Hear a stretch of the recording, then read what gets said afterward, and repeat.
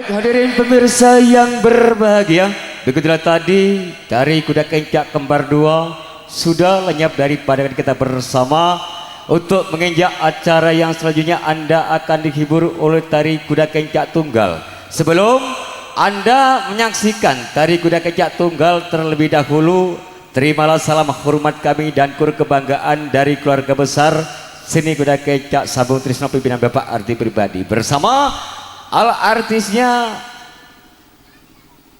seni Kuda Kencak si Sambung Trisno. Semoga ada Mbak Putri, monggo Mbak Putri.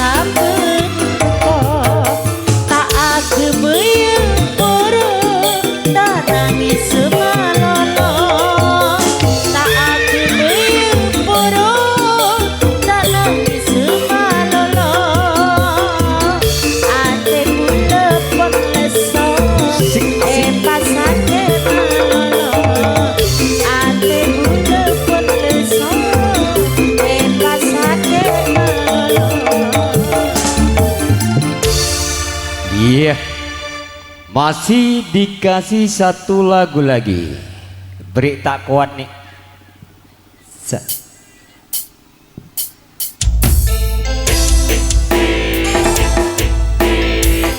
Sambungan Trisno. Digoyang-goyang lagi masih bersama Sambung Trisno. Pimpinan Bapak Arti Pribadi dan juga Audio Sound System kebanggaan kita bersama ada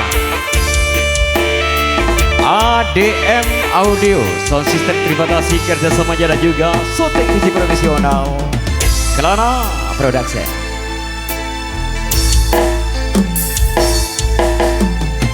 Rasa talka hilepon enga detika hancur hati rasana kadut sesina mulai tak nyangka sepanjang tika bodoka desa tejejek Cina dikenadu Cina kita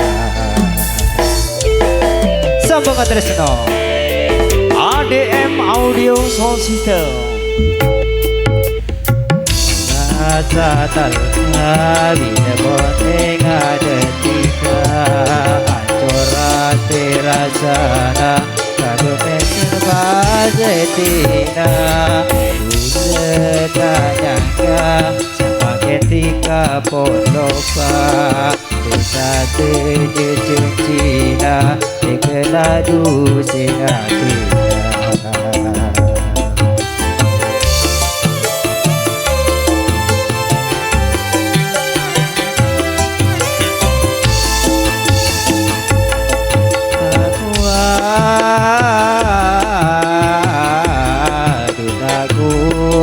Rasana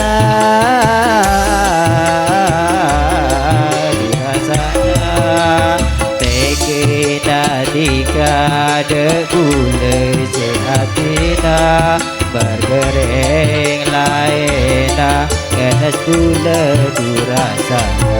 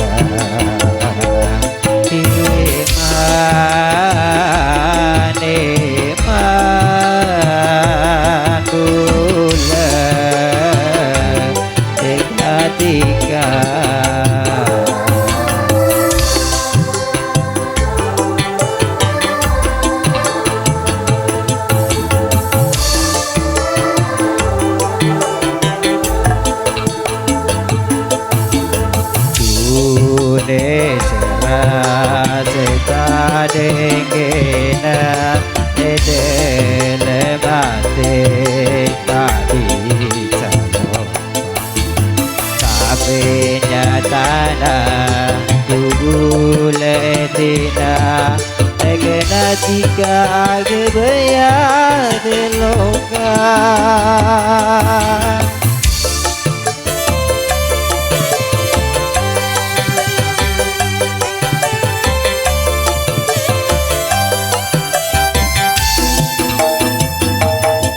tak kuat rasana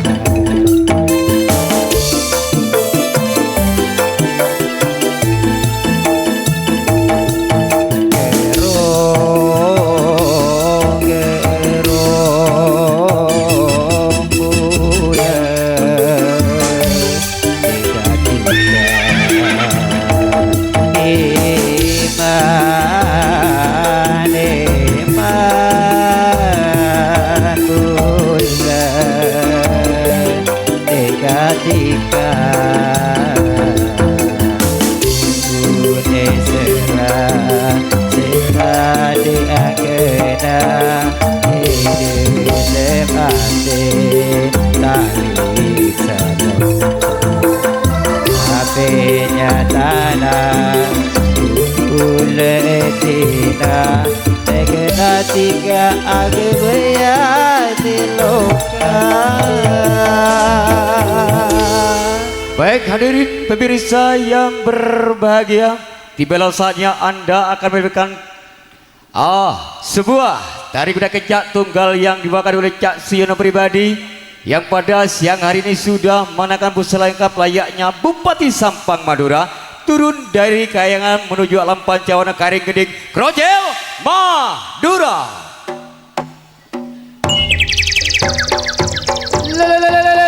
Ya lalu.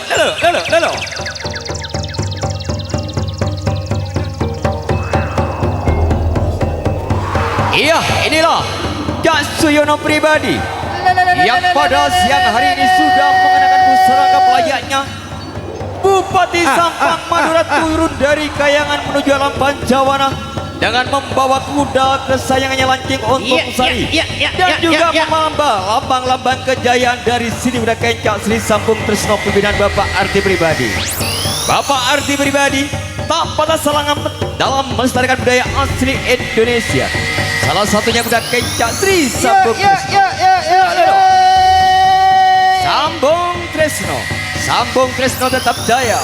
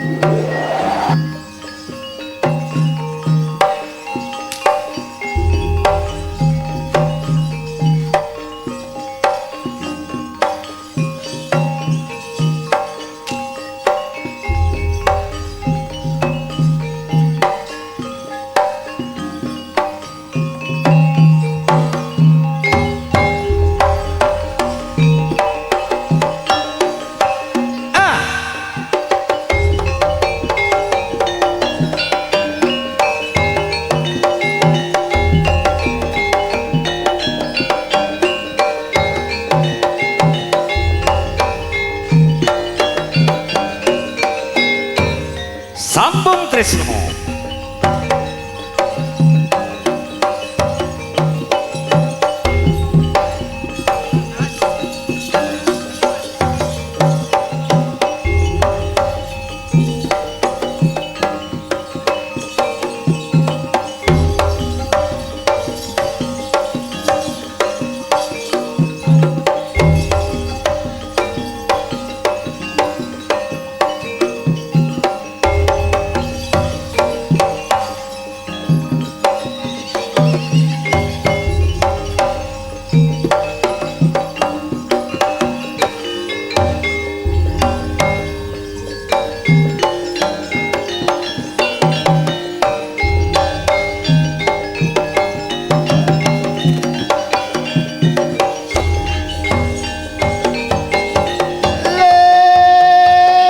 Sambung Tresno.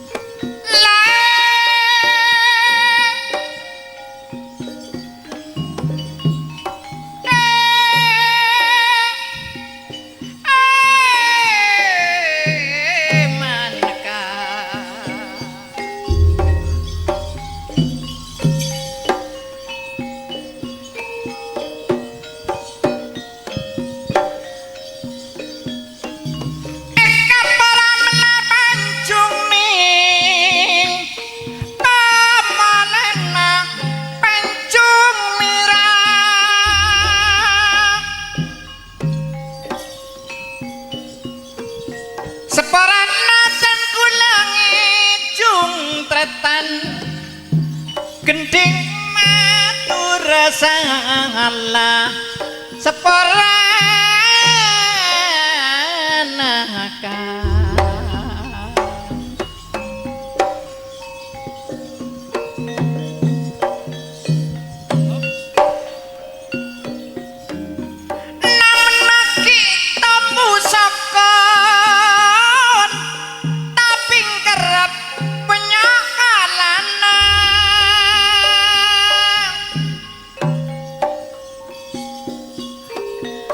Pongki ati dada para kontretan Makne selameteng kagulina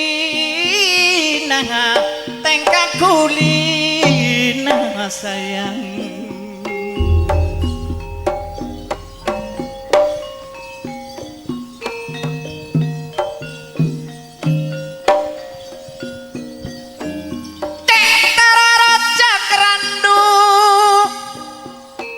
Koradan tarotona kapot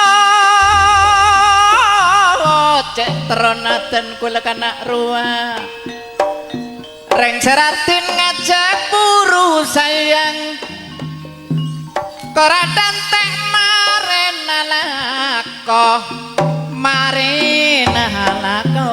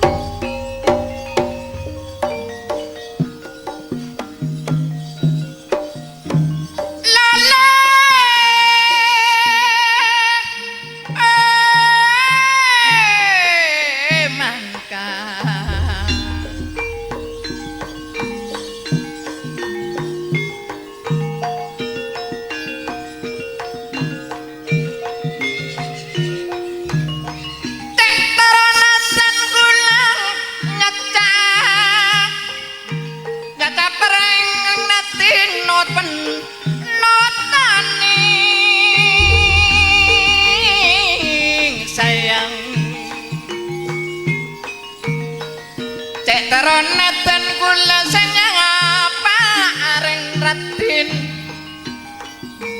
tak ecap pareng ganteng sesongotan elae manka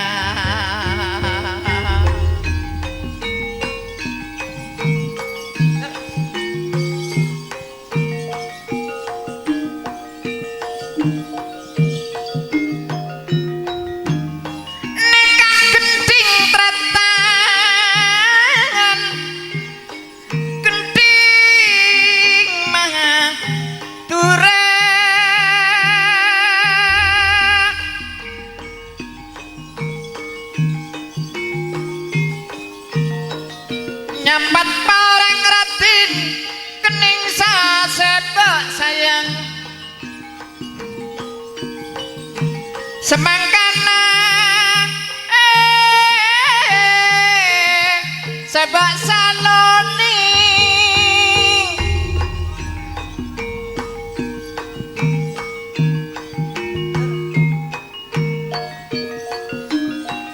kulit tarat-ratan mone banget saking sayang dan kau lang ngampong ngajeling elae emane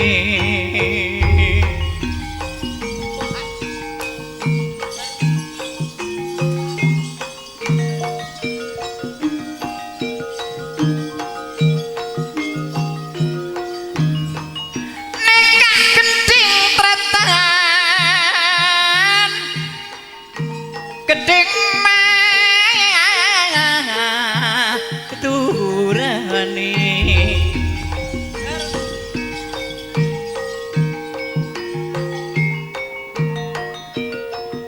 setanangkan biru poncan nareng ratin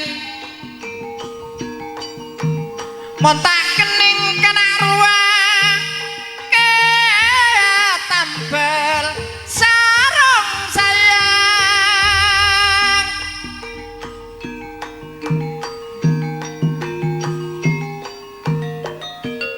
kanan dikareng seratin koning jauh di sana duta kening sayang ketambe kerong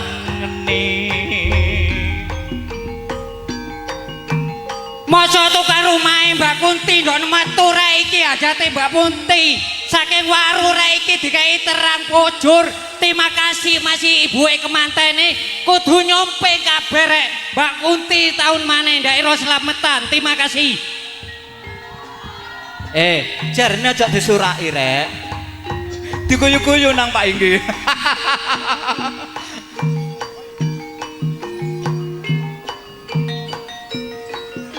Sekelangkong pepareng ati kanganing terselamat keng dak budi arena dak budi arena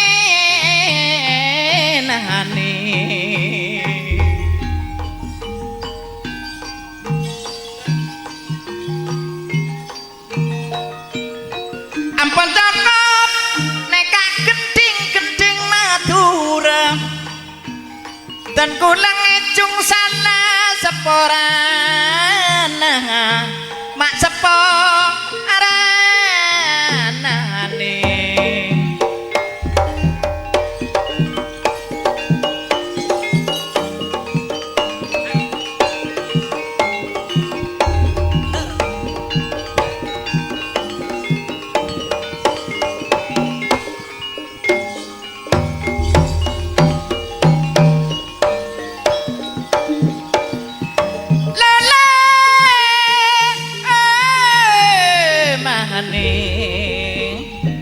cokop gending gending Maduraka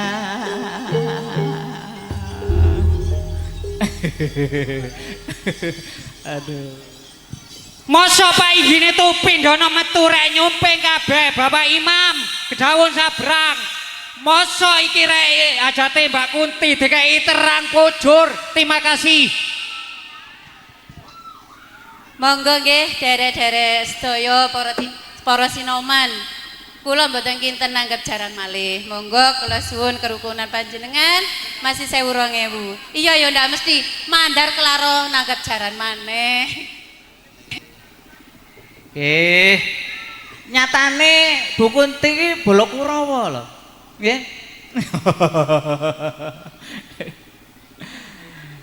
Enak lanceng manis nak ya. Kacong jauh dari tanah Bodang sampai depak ke waru dak nak pacet kacong iundang Bik Bu Kunti sekeluarga. Kulo ngomong Dura napa Jawa? Jawa. 50% Madurane, 50% Jawane ngoten nggih. Campur-campur saking boten pedes ngoten nggih.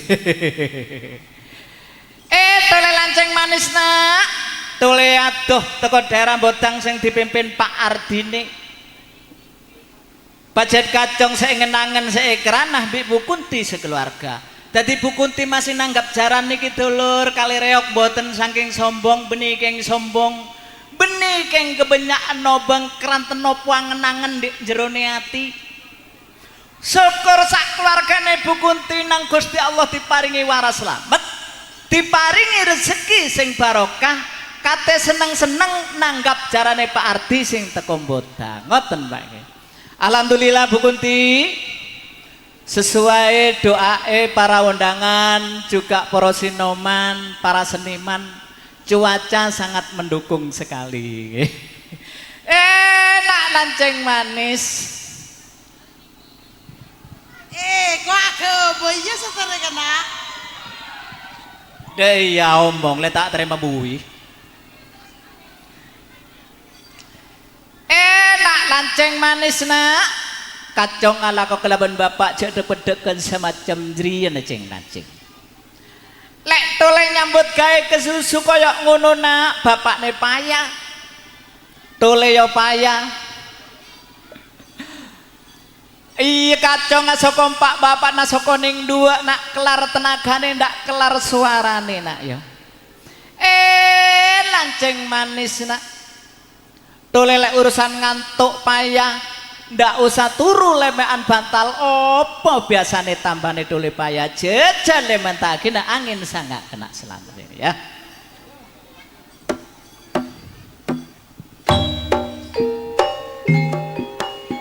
Lancing manis nak.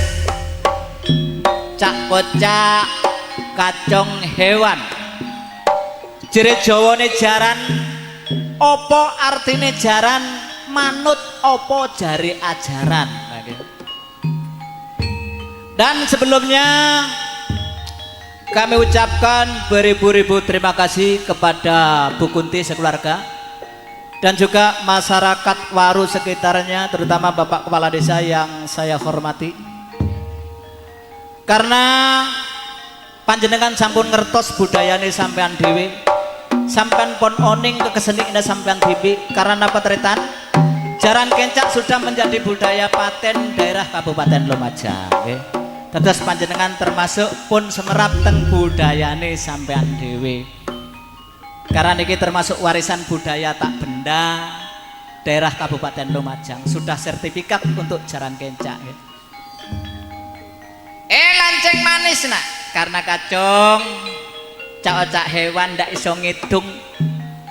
Jerne bapakne tak openi ya nak ya. Iya. Dan untuk segenap kemanten, monggo kemantene jenengan tumpakaken Pak satu persatu. Kemantene, dole teguh bantune kemantene.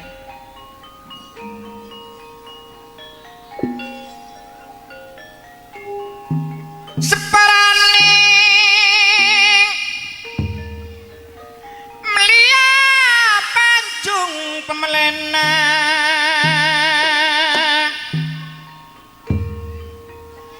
pancung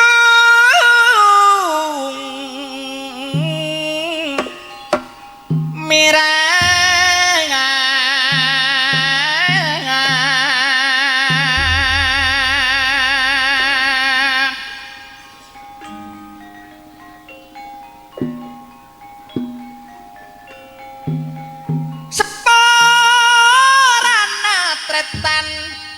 siang mangken dan kulange jungring sepong gending salah seporan elae seporan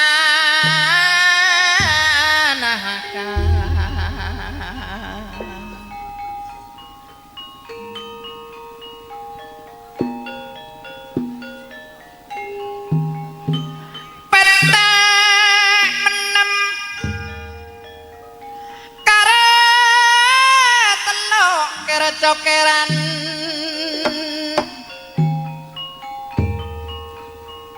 kekor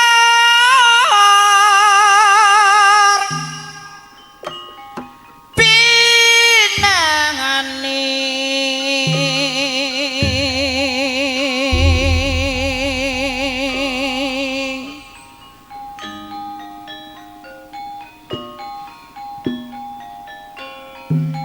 lamun seneng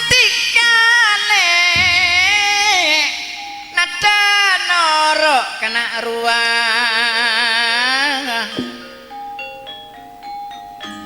kepekeran dikakat janji nang elae kajen jina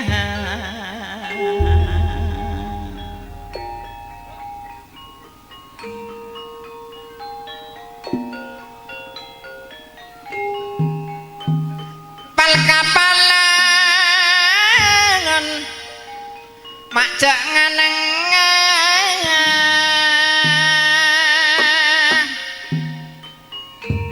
pal kapalan jak nganeng ngarambeng keng talena panceng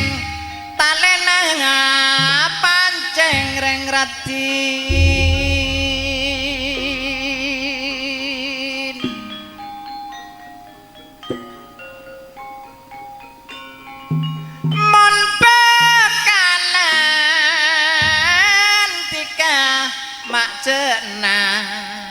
pernah lambok bilen dikakarena lanceng reng ratin lambok bilen karena lanceng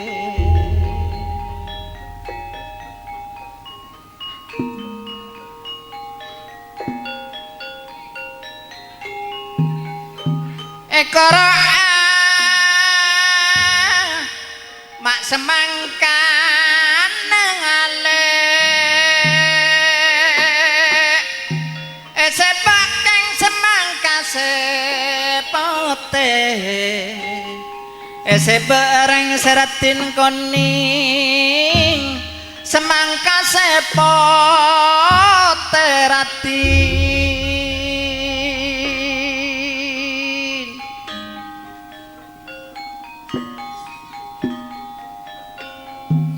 etoro atika maka pungkona Sokaratika kana ruwa tandi lake Sokaratika tandi lake le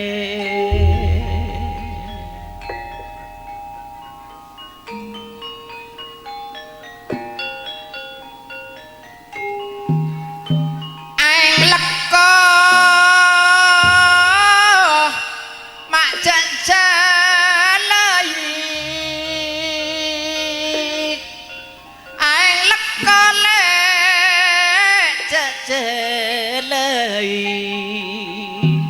duta kira beda cukokna beda cukokna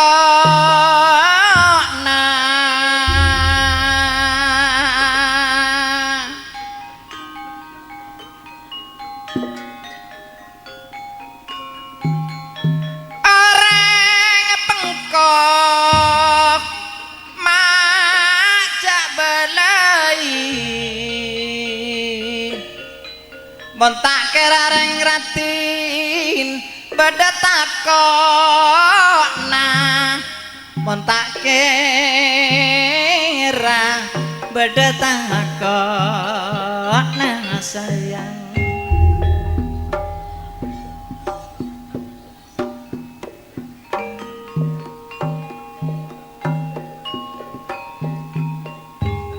aing tancak mak burunan celek aing somor mak tembak reng ratin jajak kecak dikale ka oreng ni seher tak ketemun sare mak kagile mak kagile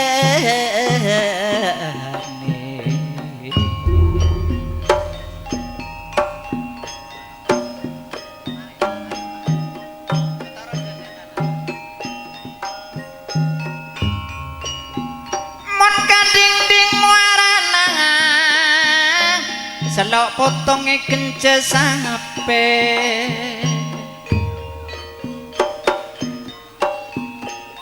lamun ngeding tretan kasuarana rasa caletonge dalam mate sayang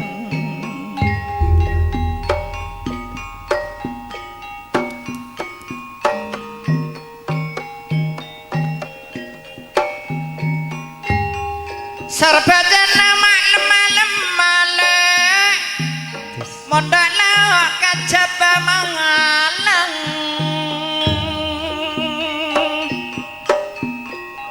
sakara padareng ratin mak dalem matena malolo katika sorang katika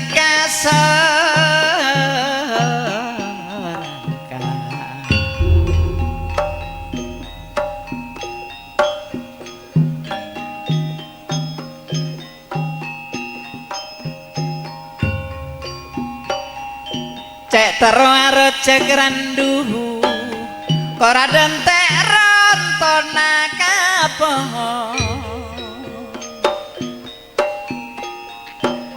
cek taronatan kula reng rati ngajak keburu ora dentek ing marena lako sayang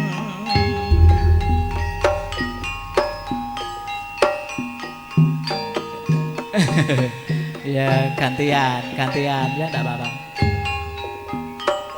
Obu pande keng cek minyain ka Dasibu matur kesoon bapak bede bantun ya. Upande cek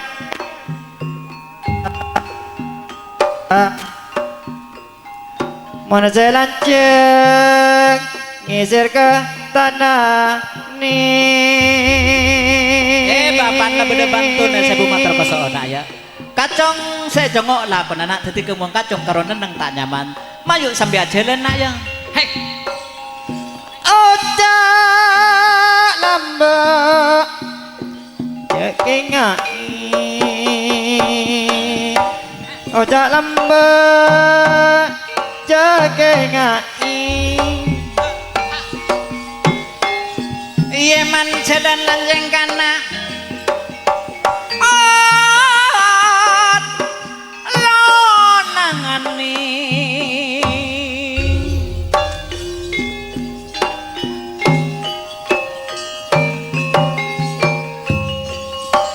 Pariana ponana ngarang karanceng kepelenteni pesarana tika sekelara sanancang kengnya ken ateka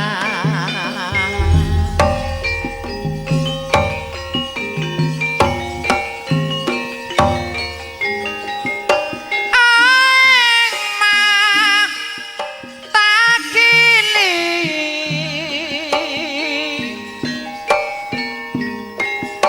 akrabata eke rasa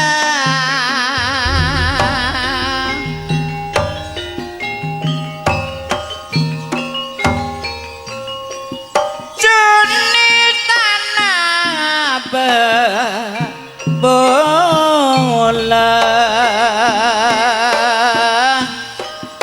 beda enak kere mancang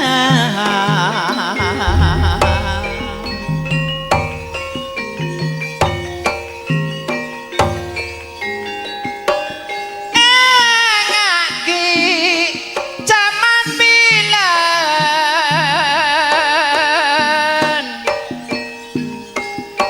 ki pada polong kapi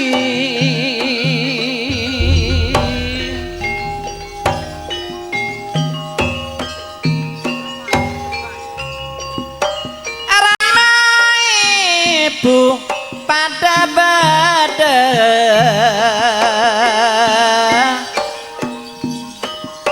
tak sampaan nyandeng sosah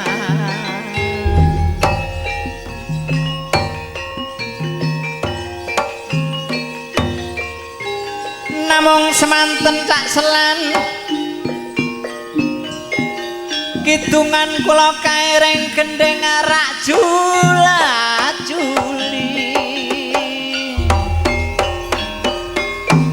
semua legi nyang kuburan masih ndak dirabi re ayo seduluran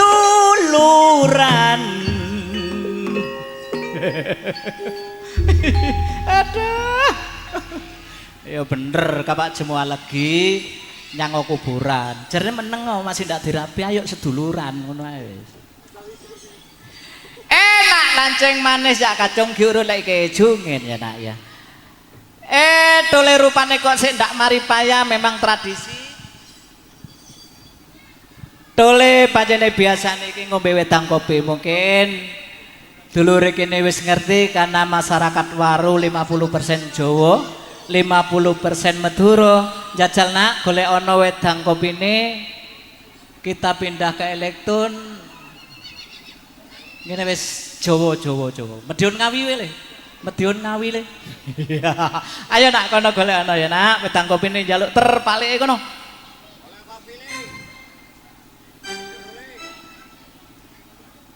Bapakne tak jalan-jalan yang Medion Ngawi. Ya.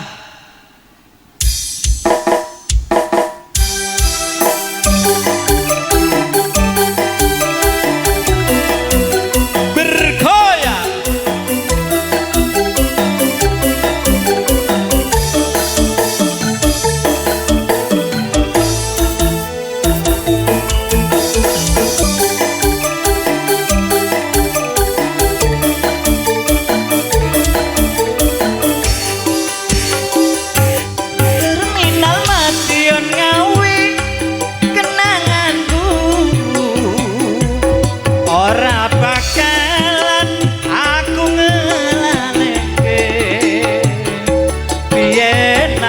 Duwe pacar anake Pak Tukiran jeragan jaran ana ning pinggir prapatan terminal Madiun Ngawi gondolanku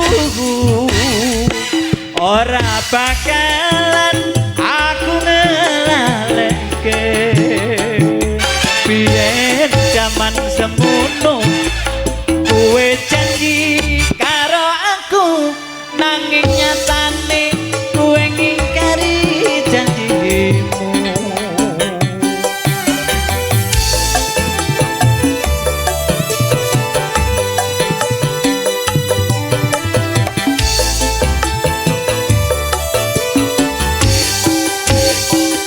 yen aku kangen karo sliramu sawang fotomu ning dompetku yen aku kangen karo sliramu tak sawang fotomu ning dompetku apa kuwe ra krasa tak batin saben dina ra bakal ilang fotomu ning dompetku apa kowe ra krasa tak batin saben dina ra bakal ilang jenengmu ning atiku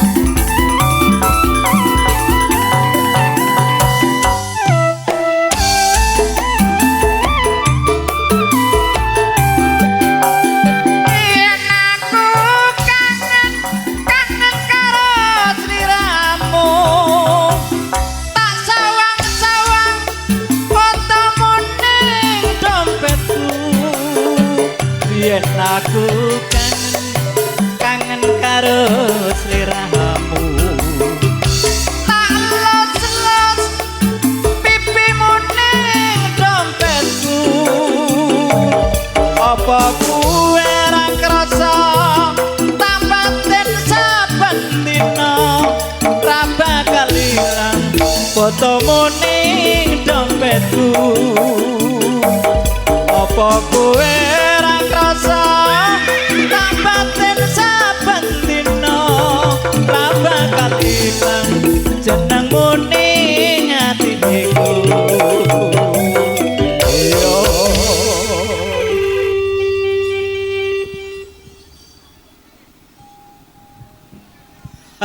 ndak apa-apa. Tole lancing manis nak. Ya kacung lebu ke dapur, lek beriin penghormatan bidang kopi, baban jungan juga disangone nak yo. Memang tuan rumah iki termasuk Balakrawa pas nangan-nangene permintaane teng Gusti Allah dikabulaken dan sekali lagi cuacanya sangat mendukung. Keranten niki waktunya terbatas, nggih. Menurut informasi reoke niki main duduk terus seiring-iring kemanten ya. Dadi dole mau ana salah lubu putih. Njaluk sepuro sing gak ana watese ayo dole balik maneh nak. Teko Lumajang, mulene nang Lumajang kita lewat Suramadu jajal pelok wis. Pelok.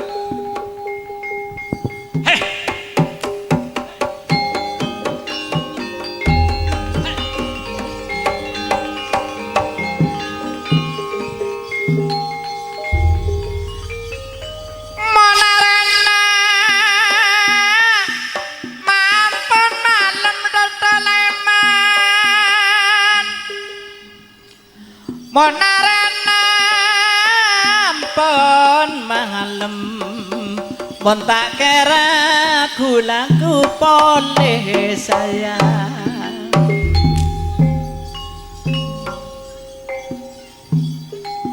mon lakan atikane mampun seneng reng ratin mon lakan ati kapon seneng mon tak kira ragu boleh sedeng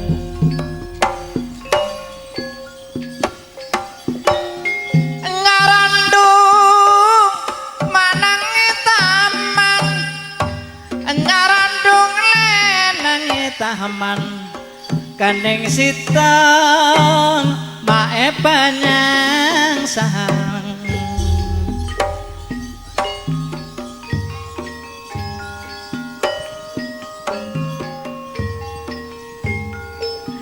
lamun tedung kena ruah saben malam tak tau nyaman neng retin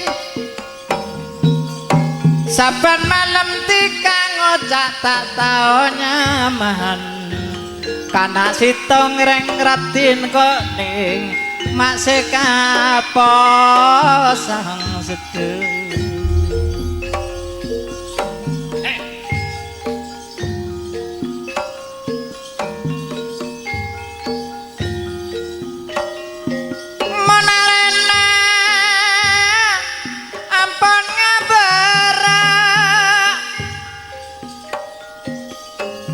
monarena le pon ngabere mon tak kerane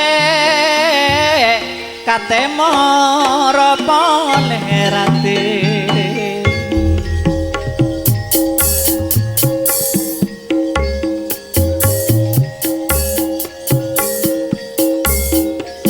mon laken atikane ampun tak ndak sayang mon laken ati kapon tak ndek mon tak kerale kata mohon apa deh sayang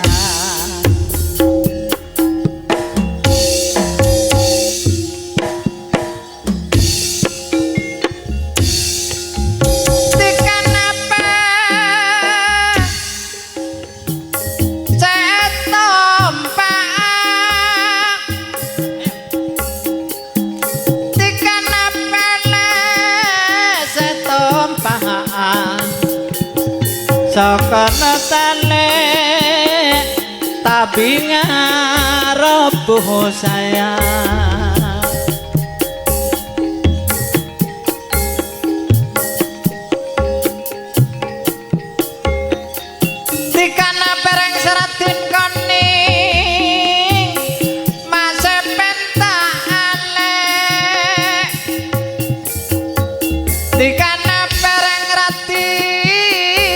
sepentah sokor ngocak kana ruang kabinong kuhune marana ya kacong mulai balik di sana ya mulai tipi lah nak ya neka genting mak genting pelok neka genting tretan genting pelok salah lopot seporan. Terima kasih.